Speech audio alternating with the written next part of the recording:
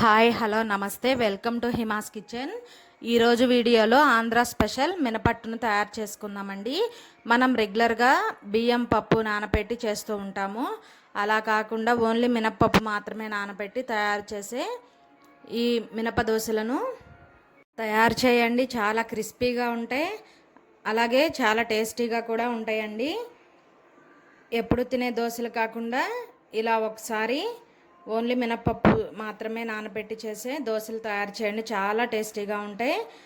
ఈ మినప దోశలు ప్రిపేర్ చేసుకోవడం కోసం ఒక బౌల్లో ఒక గ్లాసు మినపగుళ్ళు తీసుకోవాలి.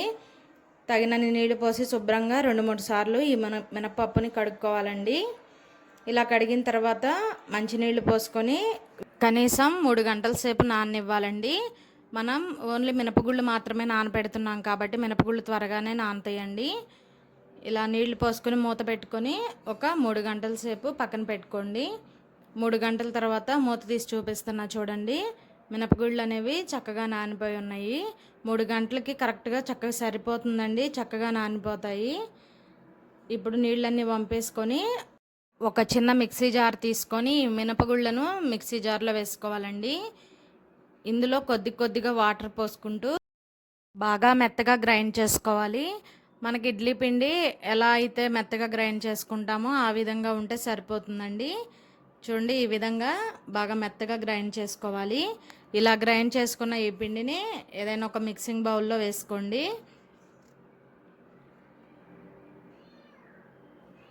పిండి కొంచెం పలచగా అయినా కూడా వేసుకోవచ్చండి. కొంచెం నీళ్ళు ఎక్కువ పోసుకొని గ్రైండ్ చేసుకున్నా ఏం పర్లేదు, మనం దోశ పిండికే కాబట్టి వేసుకోవచ్చండి. తర్వాత మరొక బౌల్ తీసుకొని ఇందులో ఒక 3 టేబుల్ స్పూన్ల వరకు బియ్యం పిండి వేసుకుంటున్నానండి.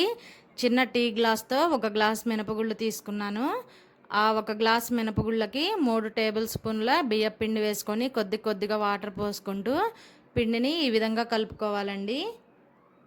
ఇలా కలుపుకున్న తర్వాత ఇలా కలుపుకున్న ఈ పిండిని మనం ముందుగా రెడీ చేసి పెట్టుకున్న మినప్పిండిలో వేసుకోవాలి. ఇప్పుడు మినప్పిండి ఈ బియ్యం పిండి బాగా కలిసే విధంగా బాగా కలుపుకోవాలి. ఈ బియ్యం పిండి మినప్పిండి బాగా కలిసిన తర్వాత ఇందులో మీ రుచికి సరిపడా సాల్ట్ వేసుకోవాలి. ఇప్పుడు ఇందులో తగినన్ని వాటర్ పోసుకొని పిండిని మన దోశ పిండి అయితే ఏ కన్సిస్టెన్సీలో ఉంటుందో అలా ఈ పిండిని కలుపుకోవాలండి. ఈ విధంగా కలుపుకోవాలి. ఇలా కలుపుకున్న తర్వాత మూత పెట్టుకొని 1 గంట సేపు పక్కన పెట్టుకోవాలి. 1 గంట తర్వాత మూత తీసి చూపిస్తున్నా చూడండి. పిండి కొంచెం నాని ఉంటుంది కదండి. ఇప్పుడు ఈ విధంగా గుంట గరిటె ఒకటి తీసుకొని ఒకసారి బాగా కలుపుకొని పక్కన పెట్టుకోండి. ఇప్పుడు స్టవ్ ఆన్ చేసి దోశలు వేసుకొని పెనం పెట్టుకోవాలండి. ఈ పెనం బాగా హీట్ అవ్వాలి. ఈ పెనం బాగా హీట్ అయిన తర్వాత ఒక 1/2 టేబుల్ స్పూన్ ఆయిల్ వేసుకొని ఏదైనా టిష్యూ పేపర్తో కానీ లేదా ఏదైనా శుభ్రమైన క్లాత్తో ఈ విధంగా మొత్తం చక్కగా తుడుచుకోవాలి. ఇప్పుడు దోశ పిండిని ఒకసారి కలుపుకొని ఒక గరిటెడు పిండి వేసి మీకు ఏ సైజులో దోశలు కావాలో ఆ సైజులో దోశలు వేసుకోండి. మీడియం ఫ్లేమ్ మీద మాత్రమే కాల్చుకోవాలండి, హై ఫ్లేమ్ మీద పెట్టకూడదు. మీడియం ఫ్లేమ్లోనే ఈ దోశలను కాల్చుకోవాలి. ఇలా దోశ వేసిన తర్వాత 1 నిమిషం కాలిన తర్వాత ఒక 1/2 టేబుల్ స్పూన్ వరకు ఆయిల్ వేసుకోండి. ఆయిల్ వేసి మీడియం ఫ్లేమ్ మీద బాగా కాల్చుకోవాలి. చూడండి, అడుగున ఈ విధంగా కాలి ఉంటుంది, మనకి తెలిసిపోతుందండి. ఇలా కాలిన తర్వాత ఈ దోశను తీసి వేరే ప్లేట్లో వేసుకోండి. ఇలా మీడియం ఫ్లేమ్లో కాలిస్తేనే ఈ కలర్ వస్తుంది, అలాగే దోశలు కూడా క్రిస్పీగా వస్తాయండి. ఇప్పుడు ఈ దోశను ఒక ప్లేట్లో పెట్టుకొని ఆ దోశ పెన్ పైన ఇంకొక దోశను వేసుకోండి. ఇలా మీకు ఎన్ని దోశలు కావాలో అన్నిటినీ కూడా వేసుకోండి. రెండోసారి వేసేటప్పుడు మాత్రం ఆయిల్తో టిష్యూ పేపర్తో రుద్దాల్సిన పని లేదు, మొదటిసారి వేస్తే సరిపోతుందండి.